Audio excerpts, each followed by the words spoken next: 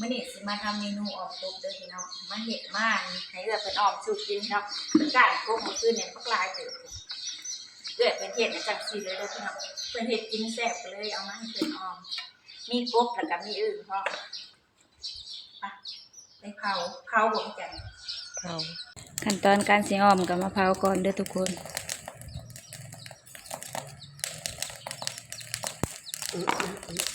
ไผ่กระแตกผู้บ่มักเผาก็สิเอาไปหลอกหนังออกเนาะไปเผาแล้วมันสิหอมเผานี่มันสิแซ่บกว่าพี่พุ่นน่ะ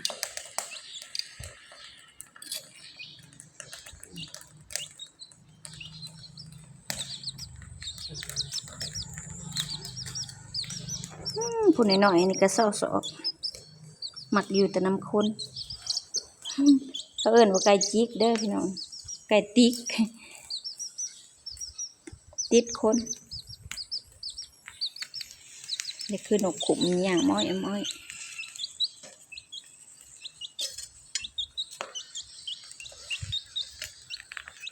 จะยิงไปจากนั้นจะยิงเพิ่นไปหาเฮ็ดเพิ่นเมื่อยแล้วเพิ่นบ่ได้แล้วก็นอนอักลากนี่ย่างไปหาเพิ่นแล้วก็เศร้า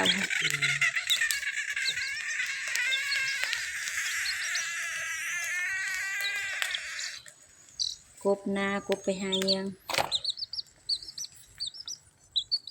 กบธรรมชาติกับกบเลี้ยงนี่นูจอยเพิ่นว่ากบธรรมชาติแซ่บกว่า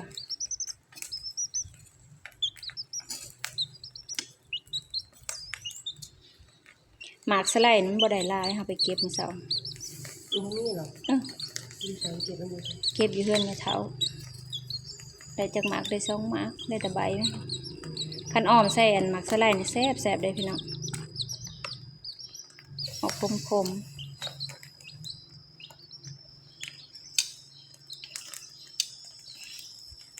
องแซ่บขึ้นกับผู้มักของมักขึ้นกับผู้แซ่บเนาะผู้บ่มักกับบ่แซ่บ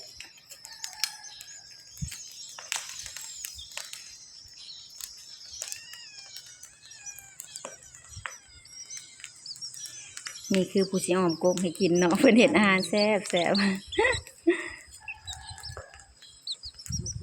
าเห็ดอ้อมกบให้กันพี่น้องแกงน้ำใหม่เพิ่นก็แกงแซ่บเด้อพี่น้อง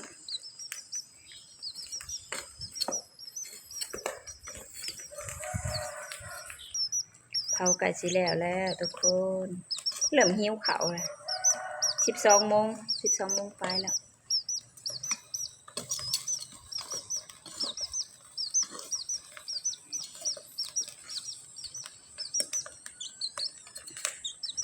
อึ่งก็ได้3 ตัวอันนี้อึ่งยางอันนี้อึ่งเผา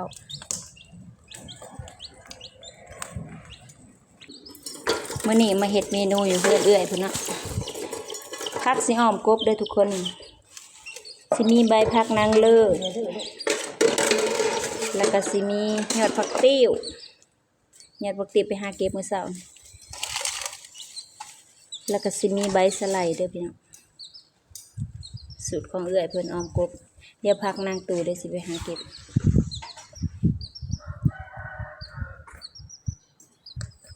สูตรของเอื้อยเพิ่นก็คืออึ่งก็เอาลงไปเผาเนาะว้าลูกเพิ่นก็ได้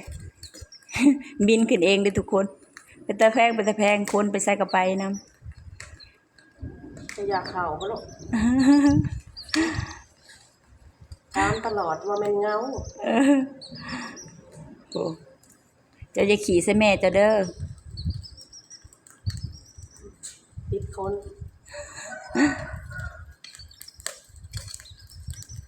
เขาไปนอนแล้วมานอนแล้วก็ขอนอนเขาไม่ได้ขี่ไม่ได้ย่างไหนโหลีลาเนาะ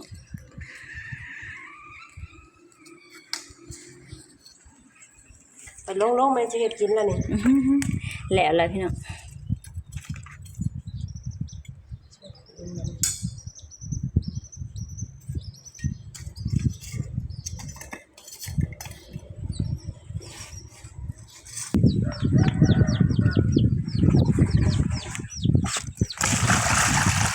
มาล้างให้มันสะอาดซะก่อนจะเอาไปขัดมาทุกคน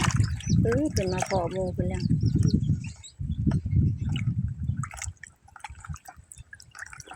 พ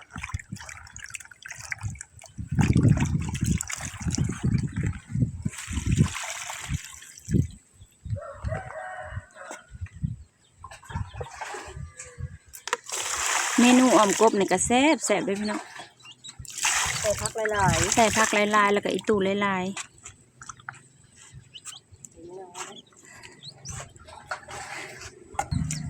หมดแล้วเคียงมา ๆอันนี้ก็เป็นเคียงพี่จันเนาะ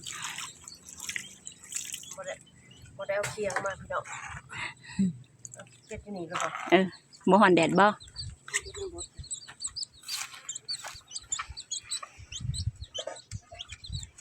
ไก่น้อยเพิ่นก็หลายไก่ติ๊ก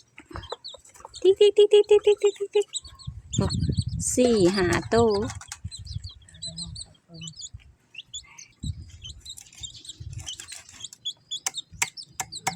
มาผักกบ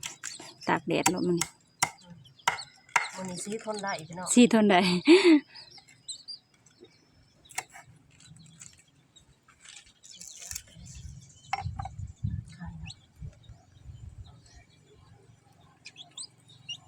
เอาขี้เอาอันบีออก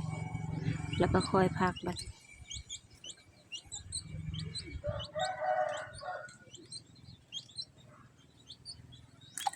โอ้เผื่อแล้วได้เติบหนึ่งอยู่นี่เด็ด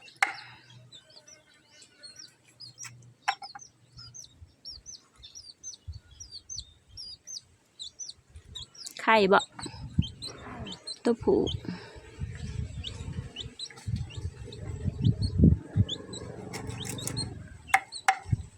แล้วมาใช้เงินมา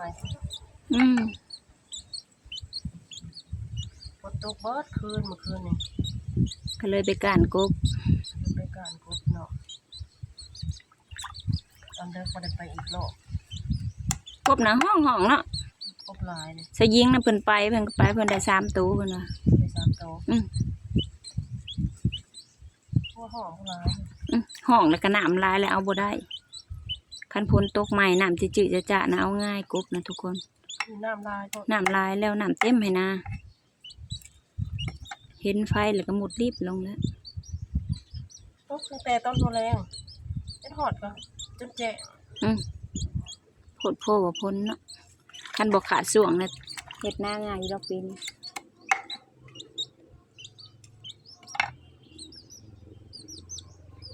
อยู่เท่าไหร่ โอ้โห ก็ได้พัวมา สูตรพี่จันก็คือสิเอาหัวมันออกเนาะทุกคนพันซุปมันออกก่อนสูตรไผสูตรมันนะ ซุป ขี้ซุปกบ แต่ว่าสูตรสลิดเนี่ยพักย่องใส่กันเลย กินแล้วมันยากๆเนาะขี้ซุปมันแข็ง มันเสียเงินเล็ก อื น้อ ม ย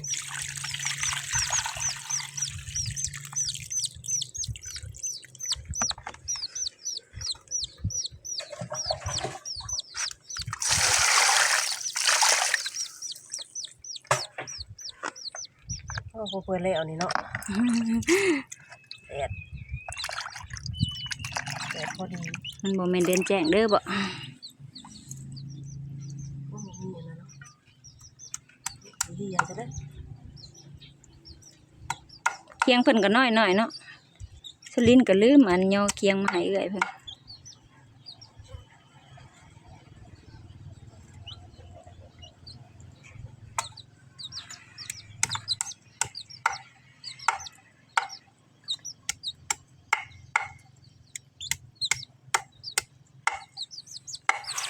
โอ้ย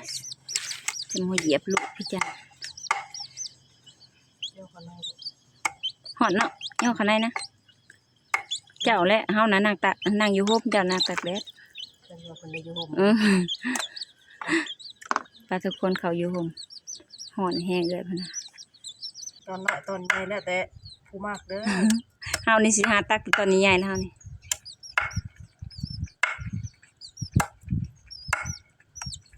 บ่ไหวทุกคนหอนแดดก็เลยใหญ่เข้ามาโฮม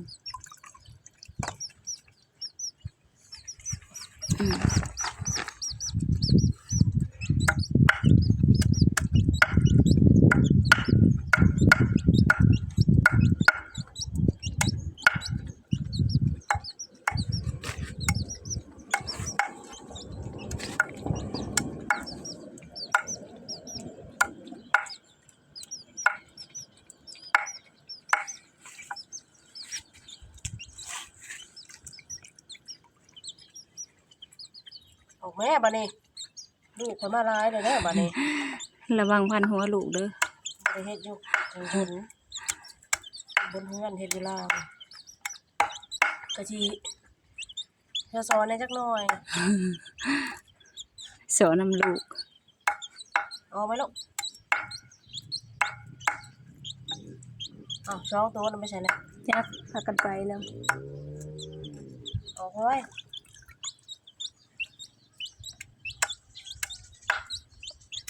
อึ่งนี่เนื้อเพิ่นสิพ่อยเนาะ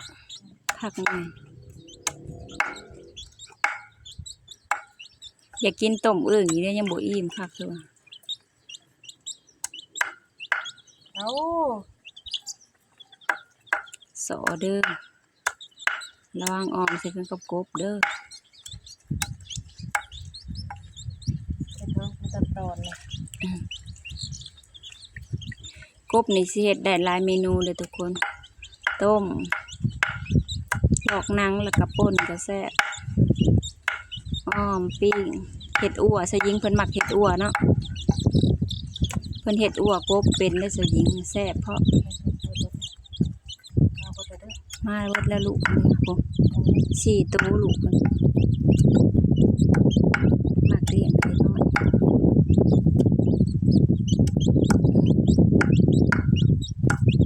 ลองถึกมีแม่เจ้าเด้ออันนี้ก็แม่นลูกเพิ่นนะพี่น้องลูกสาวไปกรุงเทพก็คิดฮอดตีน้อย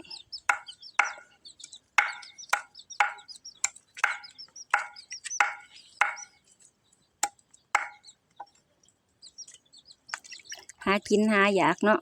แนวตัวใดอันแบบเป็นตะอยากอันแห้งๆแล้วก็ไปหากินจังหน่อยกลับไทยก็สิบ่ได้กินพระอีหุ่มยังบ่ได้กินเนาะ บ่ได้ไปเอา มื้อแรงบ่พระอีหุ่มเพิ่นบ่ทันกินเนาะกับเฮ็ดนี่ก็ยังบ่ทันได้กินแต่ว่ากำลังออกแล้วเฮ็ดปวกออกเลยเด้อ บ้านเพิ่นอีกโฮม ฮะ แล้วบ่อนอื่นบ่รู้ว่าเขาเรียง เออ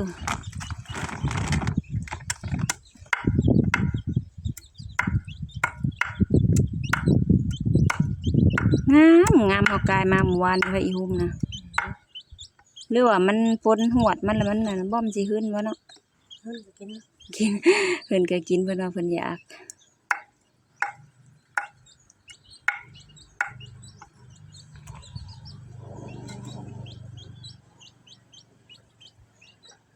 ใส่บ่ได้บ่ว่าพวกน้ำบ้านมองได้สิมา อืม โทรหาแหละ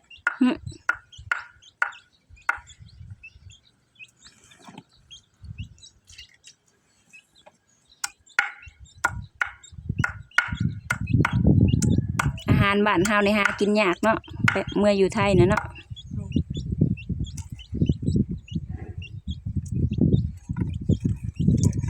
แล้วพี่น้องเดี๋ยวเขาเสียไปข้างเสียเตาเนาะบัดนี้เดี๋ยวบักลายเติบทุกคน เพื่อเฮาออมนี่ก็ออมใส่ผักใส่หยังก็ได้หลายเติบสลินหิวข้าวแห้งเนาะ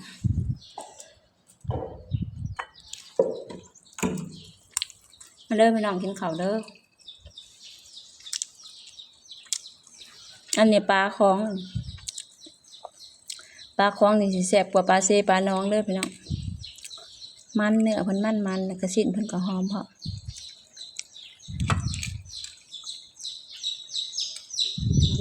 ขึ้นมาแล้ว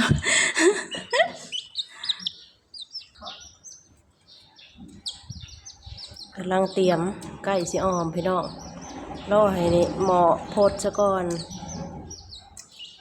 แป๊บหนึงมาแกง มาเบิ่งเอื้อยเพิ่นกำลังเตรียมมันผักสีแกงสีอ้อมนะสีอ้อมกบนะทุกคนมีหมักพริกล้อใส่หมักพริกล้อนำเด้ออาจารย์เจ้าสิใส่ข้าวขัวเหลืองบ่หรือสิตำอันข้าวเบื่อ พี่ทองบ่ อืม ใส่หน่อยหนึงเนาะ ข้าวขัวเหลืองนี่สิแซ่บเด้อพี่น้องหอม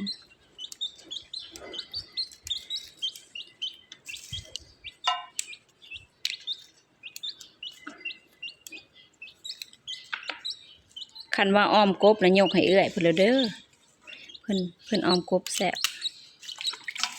เดี๋ยวมันสิแซ่บอยู่บ่ล่ะ พระอีเลิศพ่ออยู่บ่ พอแล้ว ส่สมิง ใช่สามีเดี๋ยวสิไปขอพระอีตูอยู่เพิ่นจะยิง เล็กมากแบบมันอะไรเนาะ เก็บมาแล้วกินน้ำบ่ได้กินมันแล้วมันก็เหี่ยว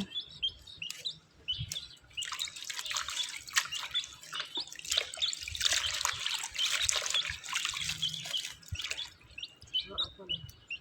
น้อยเดียวหนึงเนาะหมากะ แล้วก็ขมนะ ผักสะไลด์นี่เนี่ยหมากมันน่ะแซ่บกว่าเฮาอะเฮาหมักหมากมัน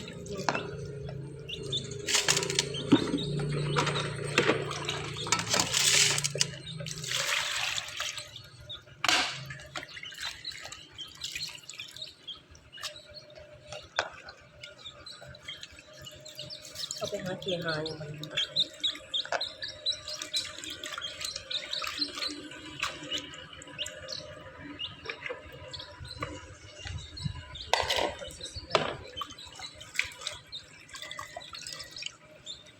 ีดอกเลยก็ได้หมองเหี้ยมันนะ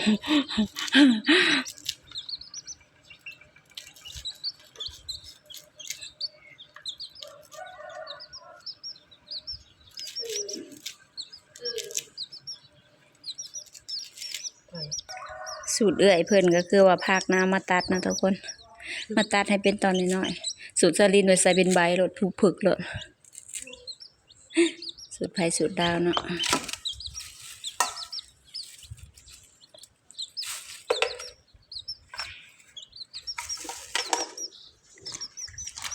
ใช่มาพริกอันนั้นน่ะบอก ใส่พริกหลอไผหมักเผ็ดก็กัดเอา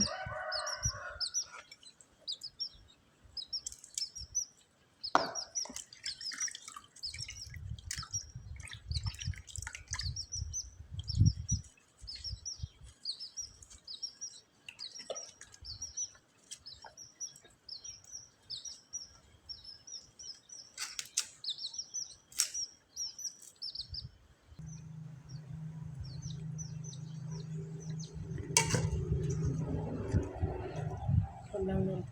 ไก่สีออมแล้วทุกคนพดแล้ว น้ำมันก็จะพอ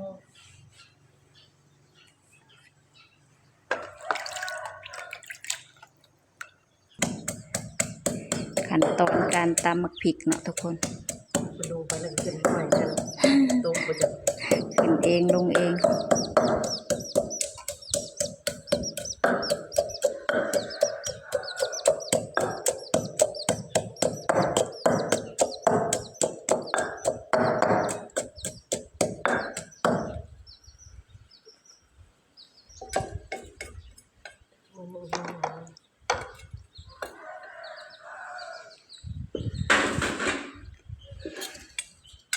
มาเด้อพี่น้องมากินอ้อมครบกินข้าวเที่ยงน้ำกันพี่น้องมาเที่ยงมันไม่สบายหรอก ง่ายดูข้าวแซ่บเสียงเหมียง กินของที่ชวนไม่ใช่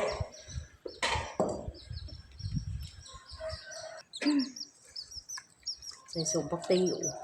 เอาสมปักติลงก่อนเนาะจึงเอาอันผักอีเลือดลงน้ำลัง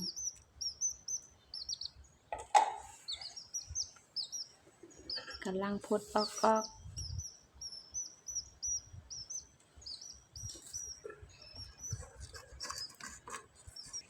เปลี่ยนงามไปแล้วนะ ตัวงามเลยสร้างโลกถิ่นเลย มาขอพักอีตูอยู่เพื่อนซื้อยิงพี่น้องเปลี่ยนงามไปได้แต่ว่าเล่นเอาเพิ่นเห็ดเฮือนตะกี้ก็งามอยู่พี่น้องเพิ่นเห็ดเฮือนแล้วก็เพิ่นลกถิ่มกกที่งาม จะไม่ทันสิหมองไฟตู่เลยพี่น้อง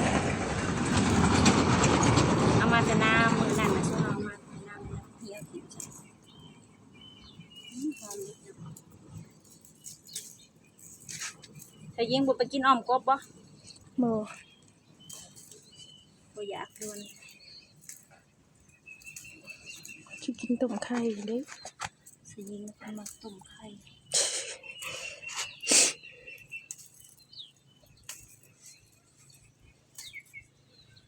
มันบ่เย็น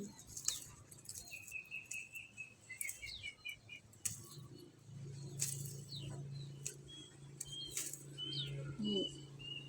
ซ้ำนี่ก็พอแล้วเนาะหอมอยู่บ่เนาะซ้ำนี่ หอม ปะเมื่อบัดนี้เอาผักลงพี่น้อง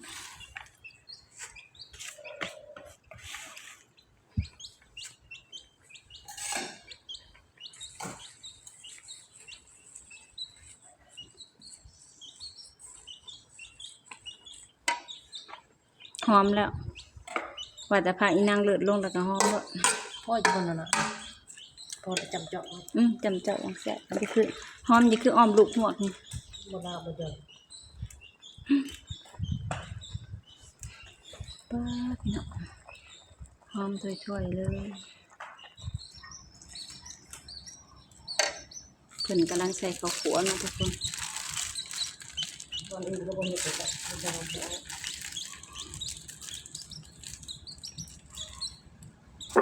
มีรถต้องเบิ่งเนาะ ย่างลงบ่ย่างก็เดี๋ยวกันได้แล้วเนาะเพื่อสิหอม ก็จะมาก็ได้ หอมเด้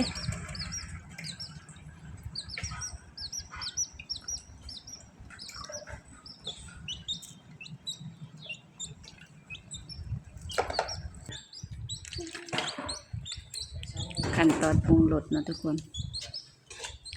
มีปลาแดกแป้งนัวน้ำปลา บ่ค่อยเผ็ดอ่ะชิมมื้อมาชิมดู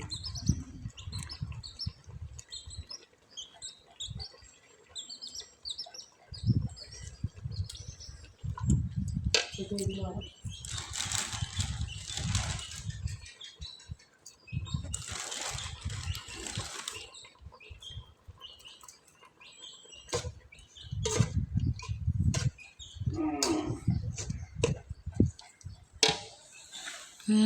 อันนี้เขาเอิ้นว่าแกงเจาะเด้อพี่น้องอ้อมเจาะ น้ำใส่บ่หลายโอ้โหหอมถ้วยๆเลยพี่น้องขนาดบ่ทันได้ใส่ผักอีตูนี่ตามด้วยผักอีตู พักนางตูบ่ ผักนางตูเอิ้นสุภาพ โอ้เชฟพอหมอนนะ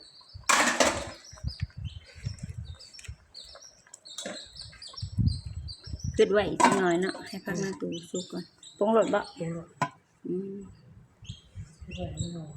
ใช่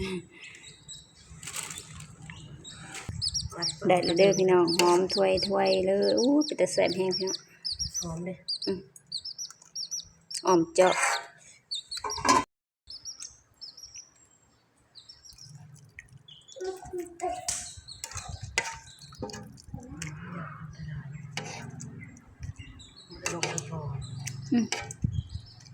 พี่ใหญ่นะมากได้ออมกบ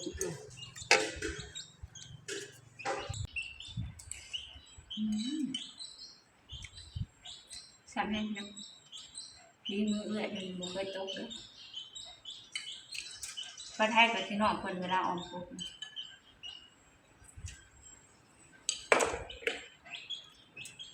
มาเด้อพี่น้องกินกาแฟนำกัน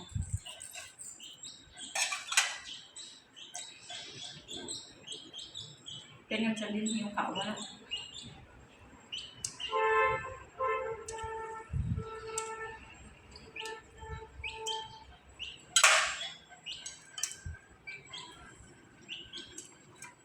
ถ้ารักเผ็ดก็กันรอนะทุกคน